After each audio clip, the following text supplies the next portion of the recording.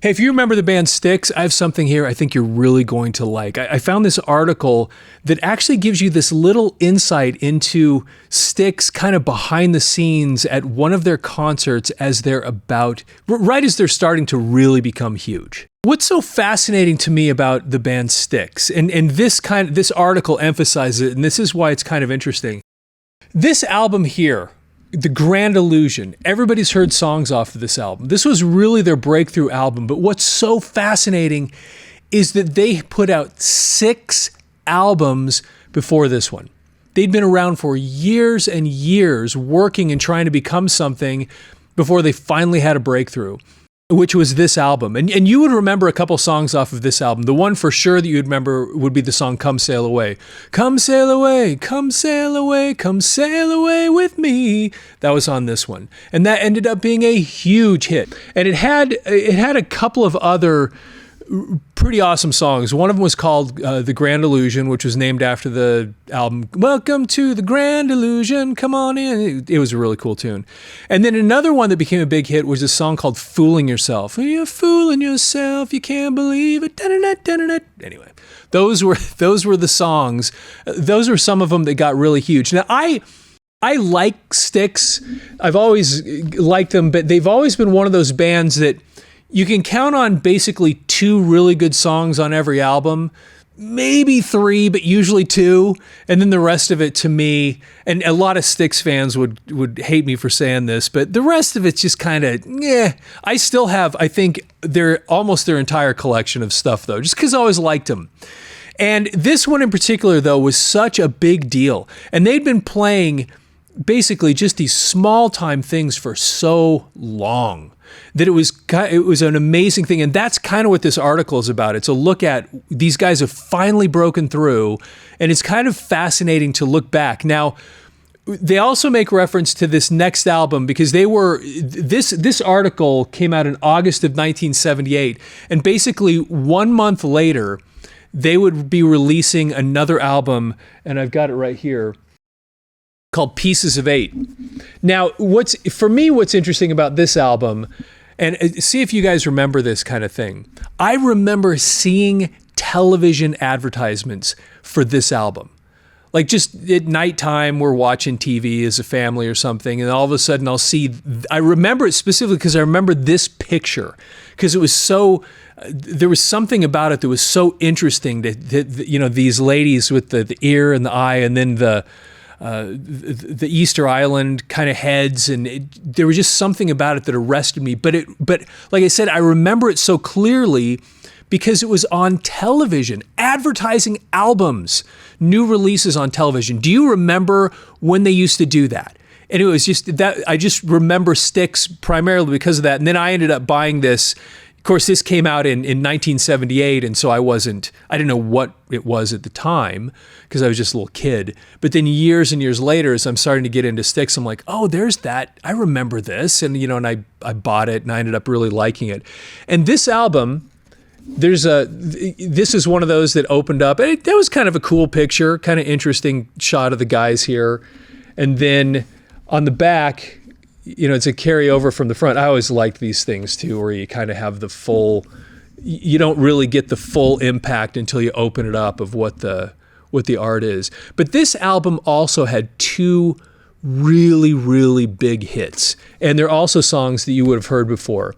And one of them is called Blue Collar Man. I'd rather be a blue collar man. Give me a job, give me security, give me a na-na-na-na. I'm just a poor soul in the unemployment line. Anyway, that was that one. And then there's another song called Renegade, which you've definitely heard. And the reason you would have heard this one is you'd recognize the a cappella thing at the beginning. Oh, mama, I'm in fear for my life from the long arm of the law. And then, it would do that another time, and then it'd go, the gig is up, the news is out, they finally found me. Anyway, you've heard this tune before. It was anyway, so this album, following up Grand Illusion, it ended up being a huge, huge hit. And so they actually, and then again, for me, there was like 2 good songs on this album. And then after this one, they had the album Cornerstone, which had just really, really cool packaging. We'll do a video on that. I've got a bunch of copies of that one too. And then Paradise Theater came out after that.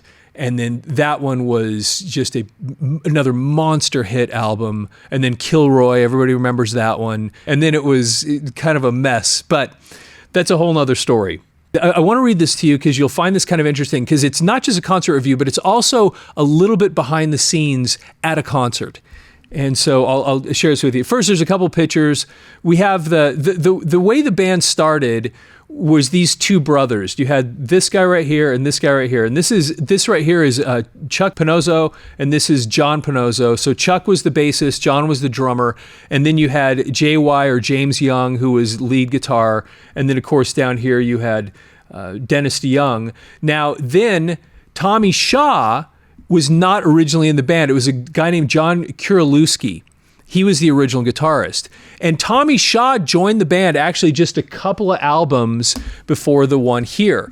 And Tommy really kind of brought something to this band that really helped them get on the map. He had this really amazing high voice, and one of the reasons they brought him on, and I think we'll talk about this in a second, is because of that high voice. And he was able to do those high harmonies for the song that most people are familiar with from Styx's catalog, which is a song called Lady. And I think we'll talk about that in a second. So anyway, but he's been in the band, and he ends up writing a bunch of songs and being this great vocalist and just a great addition. And today he's in the band where Dennis DeYoung is not, because they're still out doing their thing. Okay, I think you'll really enjoy this. I had fun reading this earlier when I found this.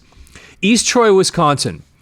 The brilliant orange sun had already started to eclipse the rim of the Mammoth 3 Arc Amphitheater in Alpine Valley, and the rest of the band had long deserted the stage. But Dennis DeYoung, the cohesive force binding the rock group Styx, still was not satisfied.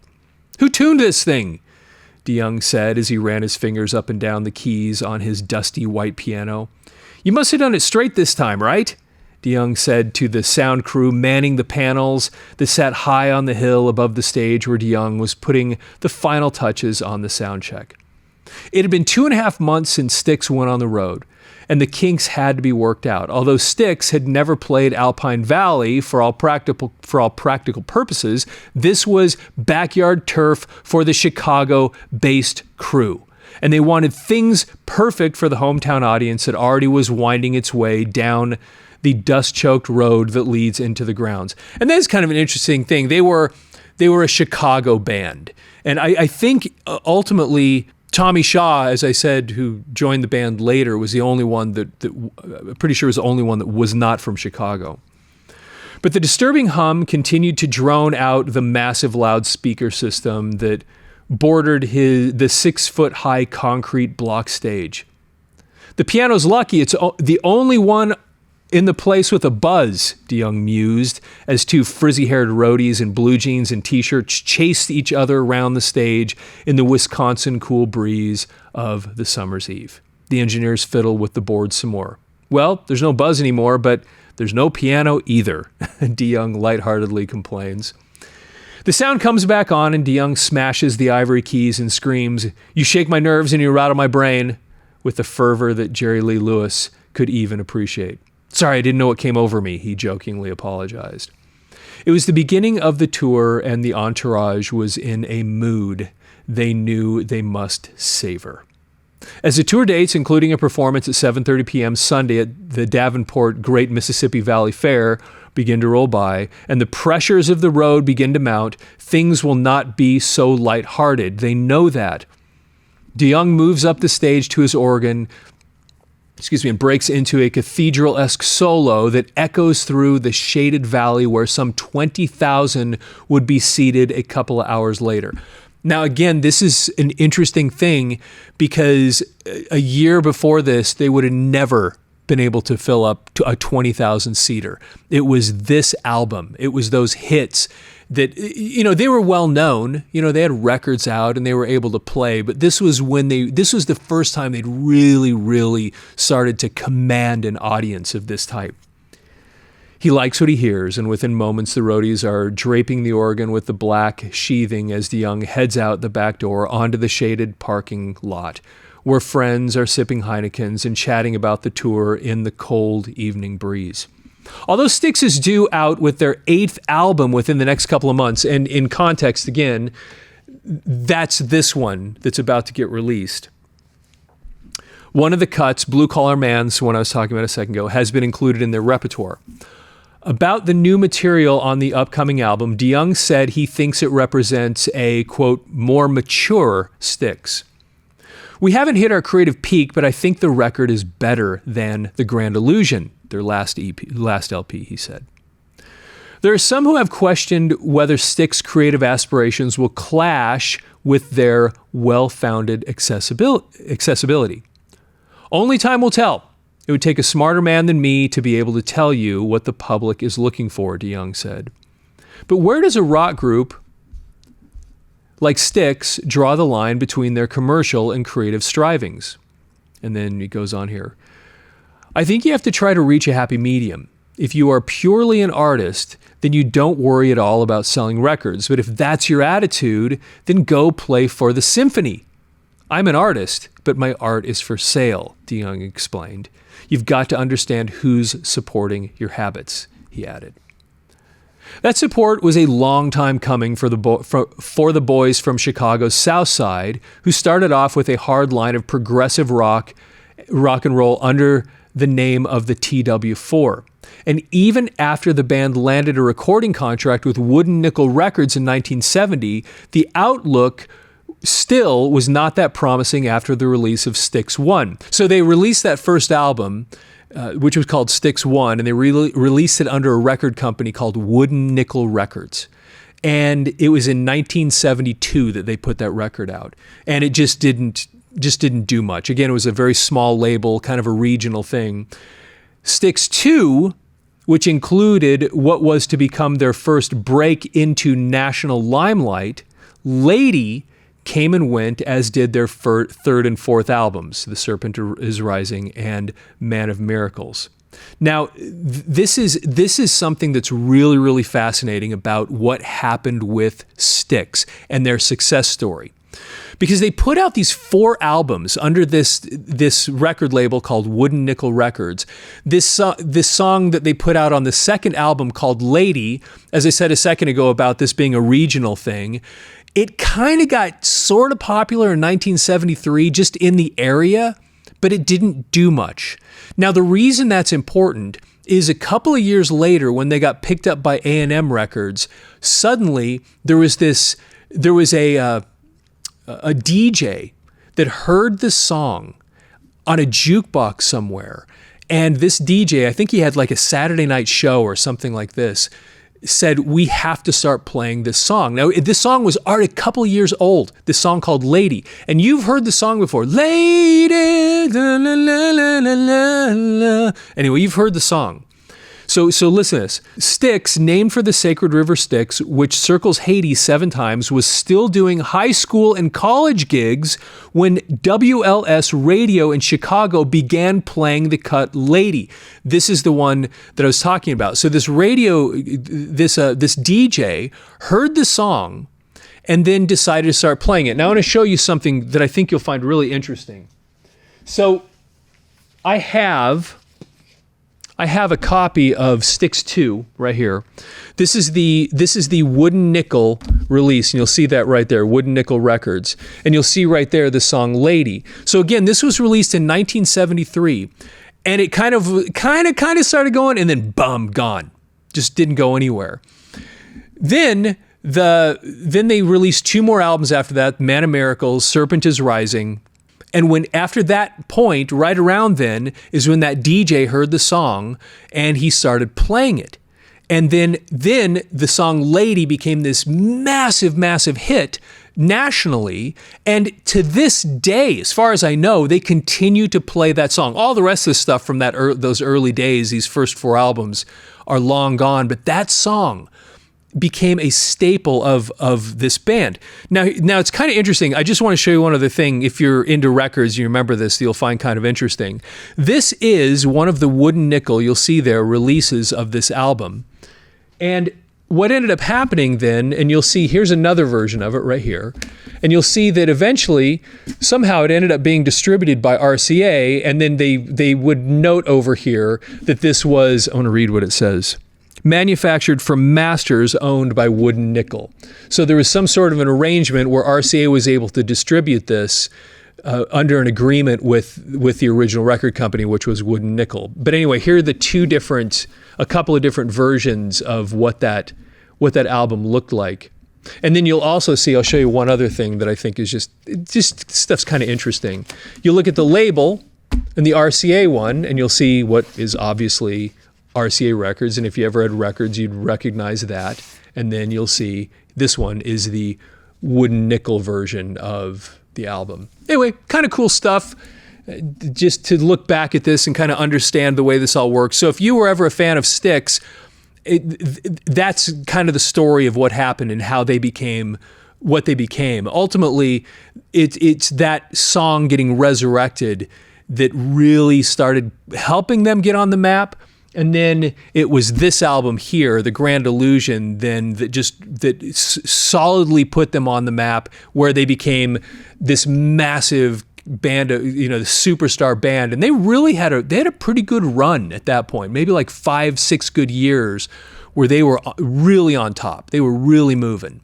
And then, of course, they fell apart. Okay. And he says here, this is 1978, of course, is what we're reading here. And the reporter says, 5 years later, the crowds are still clamoring for it. That's the song Lady we were just talking about. And remember, 5 years later is when this is being written. But now we're, 50 years later? And when people go see Styx, I haven't seen them recently, and Dennis isn't in the band, but that's still a popular song. The success of the re-release of the single catapulted the group onto a national label, A&M, and Styx was on its way. Tommy Shaw, the angelic-faced singer and guitar player who joined the group after their first A&M release, Equinox, was talking with what was believed to be a record-setting crowd at Alpine Valley as he introduced the title cut of their sixth album, Crystal Ball. Quote, if you told me 5 years ago that I'd be standing here today playing for all you people, I wouldn't have believed you. Somebody backstage said this is the biggest crowd this place has ever seen. Is that right? Shaw asked the audience.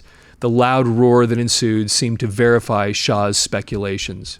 Styx left nothing out of the performance either, and DeYoung's meticulous appreciation for detail at the soundcheck paid off. What a night for the moon and my piano, DeYoung cooed between numbers. Much of the material came from the albums Crystal Ball and The Grand Illusion. DeYoung considers the latter to be the band's landmark album, the one, again, we were talking about here just a second ago. Styx's brand of sharply etched rock, with the twin guitar leads of Shaw and James J.Y. Young, was peaking for the Valley crowd, although DeYoung likes to modestly profess the band still has not hit full bloom. And by the way, if you remember, if you know a little bit about the history of Styx, DeYoung's vision of what the band was supposed to become, I mean, just listening to him say that right there is almost ominous when you know what happened with the band. Because what started happening is Dennis DeYoung had this vision of making more and more really highly concept type albums, where the rest of the band felt like, well, we're kind of a rock and roll band. And they got to a point where they put out Paradise Theater a few years later, which was a really highly concept album. I mean, if you know anything about that, I think we have some videos on this channel about that album. It's the one that has the etching in it. It's really cool. Then they put out the album Kilroy Was Here. And that's when Dennis DeYoung really, really took over. And they turned it not only into a concept album, but a concept concert. And the guys in the band you listen to Tommy Shaw talk about it, and he was totally embarrassed by this concert and what they were doing, because they were basically putting on a play in this show. But this was DeYoung's vision. So when he says this here, it's a little bit ominous when you know the history, because he says the band hasn't hit full bloom. When the reality of it is, arguably, this was full bloom. I actually personally, being a Styx guy that has loved a lot of their and followed them for years and has pretty much, I think, almost all their catalog. This to me was like, that was when they hit their peak, was this album. And then they wrote it, and they did the other albums were maybe as good or close to as good, but this was the peak, in my opinion. But he's looking at that going, no, we have further to go. And then that's what led them down this difficult path that ended up breaking the band apart. His diversionary lead into Lady caught a few by surprise, but brought howls from the crowd when the plot was revealed. The crowd itself was a conglomeration ranging from the early teens to the mid-20s. But DeYoung had most of them at his fingertips, literally, as he pranced across the front of the stage, beckoning them forth between rotating frontal assaults by JY and Shaw. It is the live performances that have kept Styx in the public eye throughout the bad times. Some people would call it their bread and butter. And it is surprising how well Styx can do the type of music they do live, but it takes work. Music is meant to be performed live. Records cannot be a true substitute, DeYoung said. And a live performance is meant to be more than just a sit-in on a session, according to Young. Quote, I think people are tired of seeing four guys in blue jeans jamming for an hour. They want a show, Young said, which is probably true, but also a little bit ironic that at this moment, the band Kiss was at their peak, and they were the ultimate in four-piece band, not in jeans and however you described it there, but putting on these massive, massive over-the-top performances. I mean, they were at their pinnacle right at this moment. Okay. The legend of the river Styx is that the gods swore their most solemn oaths by the river. Those perjuring themselves were rendered senseless and banished from all divine gatherings. The souls of the dead were ferried across the river by the boatman Charon. After being judged, they either remained forever in Pluto's Hades or were shipped out to the happy Elysian fields. Styx has been around the waters a number of times already. Whether this time will be the time they make it to the Elysian fields remains to be seen, but they finally appear to be within reach. And again, it was this idea that, man, this band, it has been a long time coming for these guys to get somewhere really significant. And I tell you something, this is so fascinating for me. And I'm sure many of you watching this can relate to this because you've seen it. These bands that were so big, everybody knew who they were. I mean, they were just so huge. Like I said, there was a time that this band, that Styx, was so famous that on primetime television, TV commercials were being played for this record. So they were that big. And then today, though, look around, and I mean, they can still play. You know, they're out there playing, but we forget just how big and just how significant they were.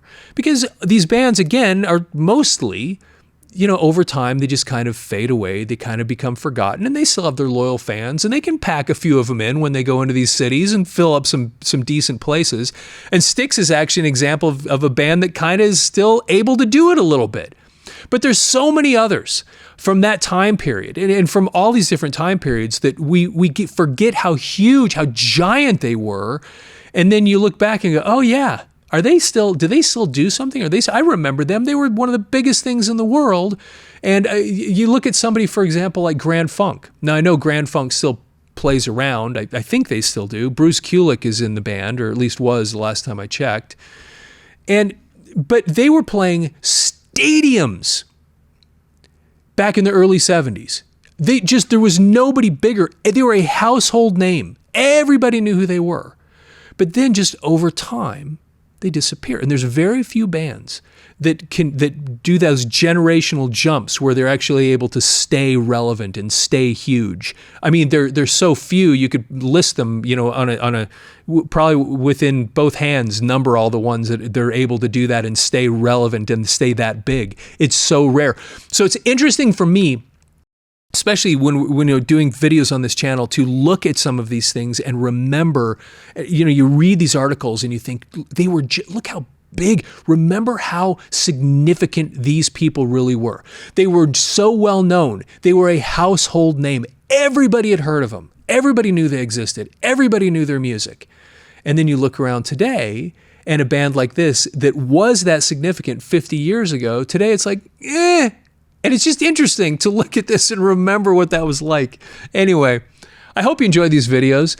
Please, if you're not following the channel, please follow the channel. We have so many cool things that we're starting to work on, that we have coming. We've been working on the new set, and we have some new show ideas and things that are coming in 2025. Bringing some new people on board, and it's going to be really, really fun. So please follow the channel. Please support the channel that way. Like the videos, and I'd love to hear your feedback about not only this band and what you remember from them, and if you maybe even saw them on one of these tours, but these other groups that had these monster followings that just kind of that we've kind of forgotten just how big they were. And matter of fact, put some of those in the notes, because it'll also give us some ideas for other bands we can talk about on this topic. So hey, with that, have yourself a fantastic day.